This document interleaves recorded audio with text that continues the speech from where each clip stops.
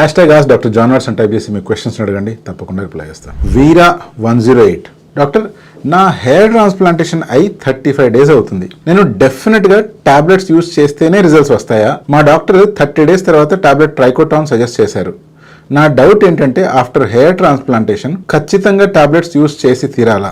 Hair transplantation చేస్తున్నప్పుడు basic principle ఏంటి అంటే, మనము మీ స్కాల్ప్లో ఉండే పర్మనెంట్ జోన్లో ఉండే హెయిర్ని తీసుకొని ఎక్కడైతే మీకు బాల్నెస్ వచ్చిందో అక్కడ ఈ పర్మనెంట్ జోన్లోంచి తీసిన హెయిర్ని ఇంప్లాంట్ చేస్తాం. ఇప్పుడు ఈ పర్మనెంట్ జోన్ నుంచి తీసిన వెంట్రుకలు ఏవైతే ఉంటాయో వాటి మీద డిఎస్టీ ఇన్ఫ్లుయెన్స్ అనేటువంటిది చాలా తక్కువగా ఉంటుంది, ఆల్మోస్ట్ నిల్ అన్నమాట.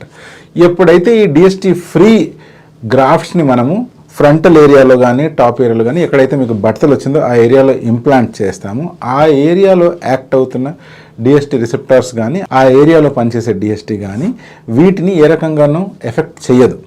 అలా చేయకపోవడం వల్ల ఈ వెంట్రుకలు ఫాల్ అయిన తర్వాత కూడా మళ్ళీ యథావిధిగా సేమ్ లెంత్కి గ్రో అవుతూ ఉంటాయి. బట్టతలకి ఇటువంటి వెంట్రుకలు లోనవ్వవు. సో ఈ పాయింట్ మీరు క్లారిటీ తెచ్చుకోవాలి. ఇప్పుడు మెడికేషన్ ఎందుకు వాడతాము అనే దాని గురించి ఇంకొకసారి ఆలోచిద్దాం. మెడికేషన్ 2 రకాలుగా వాడతాం.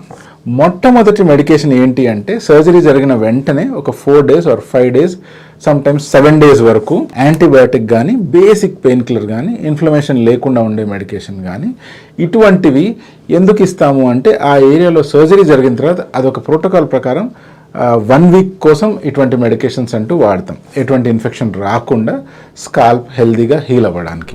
రెండో రకమైన మెడికేషన్ ఏంటి అంటే, మినాక్సిల్ కావచ్చు, లేకపోతే బయోటిన్ సప్లిమెంట్స్ కావచ్చు, లేకపోతే డిఎస్టీ బ్లాకర్స్ కావచ్చు. ఇటువంటి మెడికేషన్ ఎందుకు వాడతామంటే, మొట్టమొదటిది హెయిర్ గ్రోత్ని ప్రమోట్ చేయడానికి, రెండోది ఆ హెయిర్ గ్రోత్ జరుగుతున్నప్పుడు కావాల్సిన న్యూట్రియంట్స్ కానీ బయోటిన్ సప్లిమెంట్స్ కానీ ప్రాపర్గా అందడానికి, మూడోది మీకు హెయిర్ ట్రాన్స్ప్లాంటేషన్ చేసిన ఏరియాలో మీకే కనుక ఎగ్జిస్టింగ్ హెయిర్ ఉన్నాయనుకోండి, అటువంటి ఎగ్జిస్టింగ్ హెయిర్ని కనుక మనం డిఎస్టీ బ్లాకర్తో బ్లాక్ చేయలేదు అంటే ఆ హెయిర్ రాలిపోయే అవకాశం ఉంది. ఆ హెయిర్ రాలిపోయినప్పుడు ట్రాన్స్ప్లాంట్ జరిగిన తర్వాత ఆ ఎగ్జిస్టింగ్ హెయిర్ రాలిన ఏరియాలో ఖాళీ ఏర్పడుతుంది కాబట్టి చూడ్డానికి అది పల్చగా కనిపించే అవకాశం ఉంది. అలా పల్చగా కనిపించకుండా ఉండడానికి మనం ఎగ్జిస్టింగ్ హెయిర్ని కాపాడాలి.